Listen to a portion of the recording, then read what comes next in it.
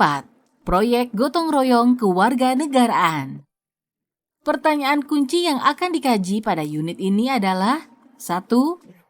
Bagaimana cara membangun sebuah tim untuk mencapai tujuan bersama berdasarkan target yang telah ditentukan? Kedua, bagaimana cara membangun kerjasama tim yang solid? Ketiga, kegiatan penting dan berharga seperti apa yang dapat dilakukan untuk masyarakat luas? Nah sobat, kali ini kita beralih pada poin pertama, yaitu tujuan pembelajaran. Pada kali ini, kalian diharapkan mampu membangun tim dan mengelola kerjasama untuk mencapai tujuan bersama sesuai dengan target yang sudah ditentukan.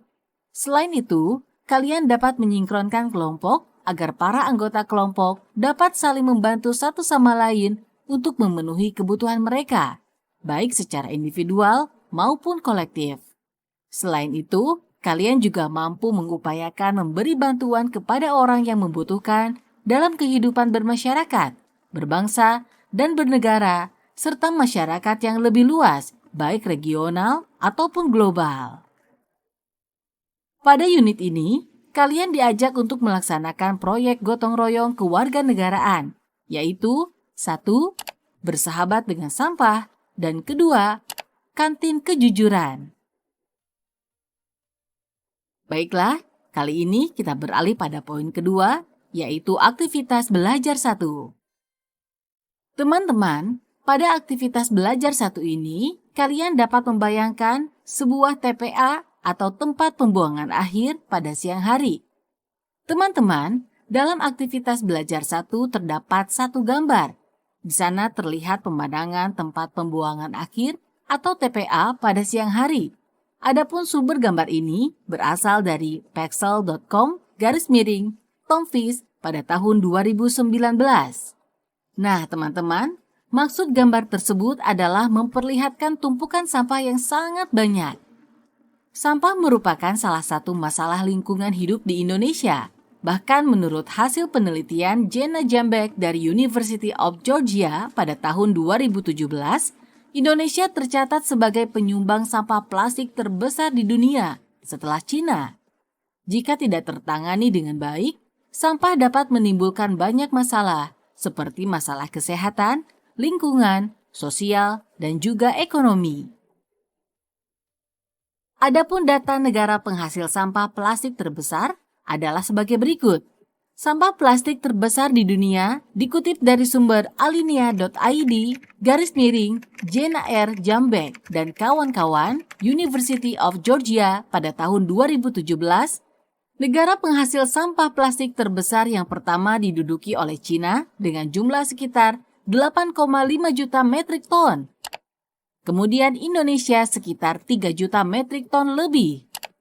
Selanjutnya Filipina dan Vietnam hampir menyentuh 2 juta metrik ton sampah. Dan Sri Lanka dengan 1,5 juta metrik ton sampah. Dan berikutnya adalah Thailand dengan 1 juta metrik ton sampah. Disusul Mesir dan Malaysia yang sama-sama hampir menyentuh 1 metrik juta ton sampah. Dua negara terakhir yakni Nigeria dan Bangladesh yang sama-sama menghasilkan sekitar setengah atau 0,5 juta metrik ton sampah atau di bawah 1 juta.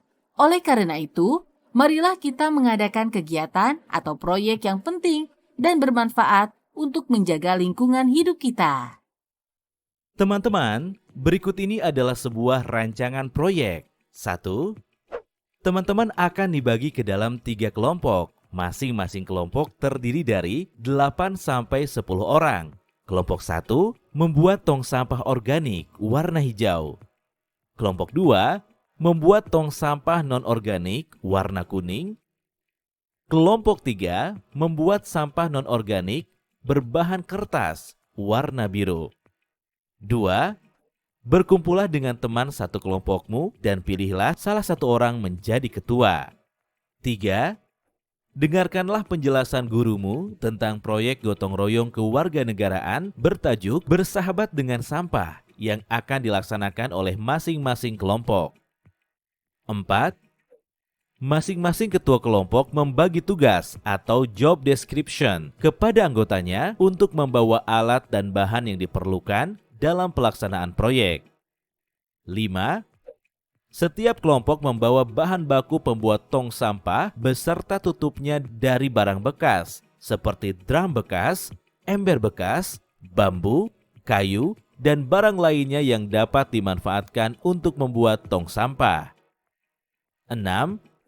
Masing-masing kelompok membawa cat sesuai dengan pembagian kelompoknya. Warna hijau untuk sampah organik, warna kuning untuk sampah non-organik, dan warna biru untuk non-organik berbahan kertas. 7. Setiap kelompok membawa kuas untuk mewarnai tong sampah dan memberi nama sesuai dengan jenis sampahnya. 8. Setiap kelompok membawa alat yang diperlukan dalam pembuatan tong sampah, seperti paku, palu, gunting, dan sebagainya. Teman-teman, berikut jadwal pelaksanaan proyek. 1. Membuat perencanaan 1 kali pertemuan. 2. Mempersiapkan alat dan bahan 3 hari. 3. Pelaksanaan proyek 1 kali pertemuan. C. Pelaksanaan proyek. 1. Berkumpullah bersama teman sekelompok kalian. 2. Keluarkan semua alat dan bahan yang dibutuhkan untuk membuat tong sampah. 3. Buatlah tong sampah dengan teman-teman sekelompokmu. 4. Jangan lupa membuat tutup untuk menutup tong sampah yang telah teman-teman buat. 5. Warnailah tong sampah dan tutupnya sesuai pembagian kelompoknya. 6. Berilah nama pada tong sampah tersebut. 7. Letakkan tong sampah tersebut di depan ruang kelas. 8. Buanglah sampah sesuai dengan nama-nama tong sampah tersebut. 3. Refleksi. Setelah melalui proses belajar hari ini, saatnya teman-teman melakukan refleksi terhadap proyek yang telah dilaksanakan. Apa pelajaran berharga yang dapat diambil dari kegiatan tersebut?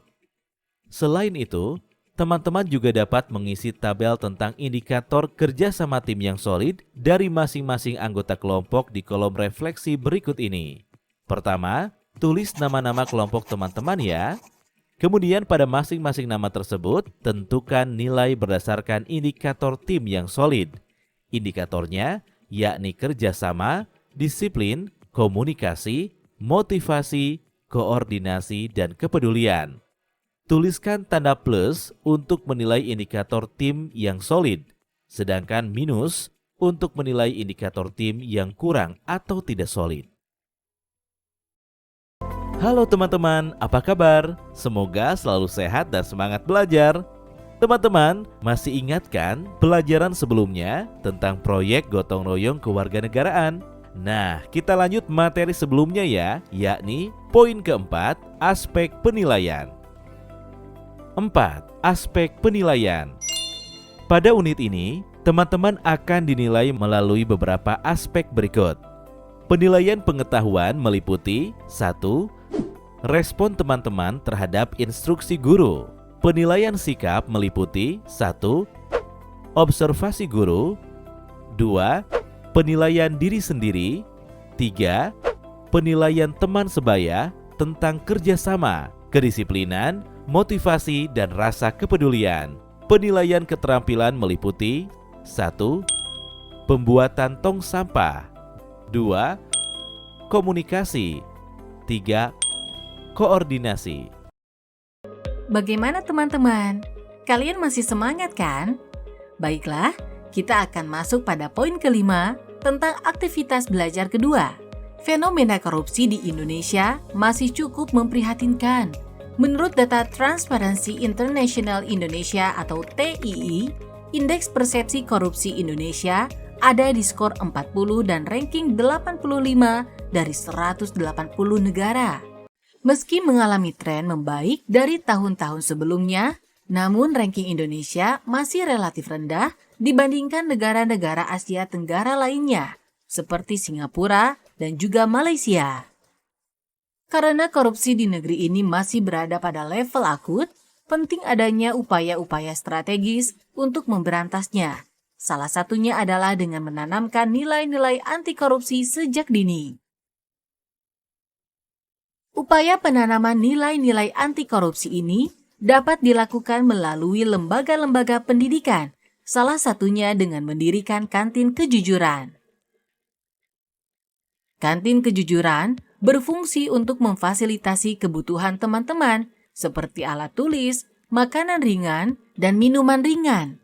Kantin ini dibentuk tidak semata untuk mencari keuntungan belaka, namun kantin kejujuran ini berdiri untuk membangun karakter dan budi pekerti yang luhur, seperti bertanggung jawab, disiplin, dan jujur.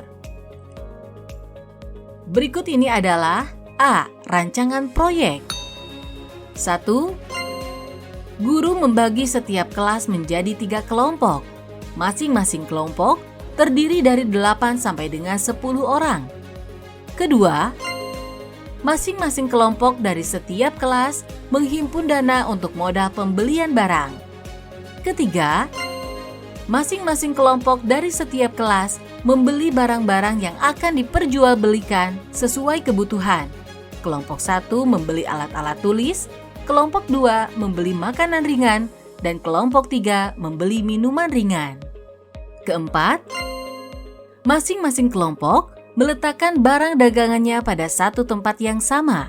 Sekolah hendaknya memiliki ruangan atau tempat khusus untuk dijadikan sebagai kantin, sehingga setiap kelompok dari masing-masing kelas dapat menitipkan barang dagangannya tersebut. Kelima, setiap kelompok dari masing-masing kelas secara berkala mendata A. Barang-barang yang telah terjual, B. Kebutuhan barang yang akan dibeli, dan C. Menghitung uang hasil penjualan. Keenam, salah satu kelompok menyiapkan tempat untuk menaruh uang. Ketujuh, setiap kelompok dari masing-masing kelas secara bergiliran menyiapkan uang kembalian atau recehan. B. Jadwal pelaksanaan proyek. 1. Penghimpunan dana untuk modal usaha ini akan berlangsung selama 4 hari. 2. Belanja barang-barang yang akan dijual selama 2 hari. 3. Menyiapkan tempat untuk memajang barang dagangan, tempat untuk menaruh uang, dan menyiapkan uang kembalian atau recehan. Estimasi waktu yakni 1 hari atau pada saat jam mata pelajaran Pancasila dan Kewarganegaraan. 4. Proyek kewarganegaraan bertema Kantin Kejujuran berjalan selama 1 tahun atau 2 semester. Setelah kenaikan kelas, kantin kejujuran ini akan dilanjutkan oleh kelas berikutnya. C. Pelaksanaan proyek. 1. Setiap ketua kelompok dari masing-masing kelas membagi tugas dan jadwal kepada anggotanya untuk A. Menyiapkan tempat untuk menaruh barang-barang dagangan, B. Membereskan barang-barang dagangan, C. Menghitung uang hasil penjualan, dan D. Mengecek barang apa saja yang habis terjual sehingga perlu belanja lagi. 2.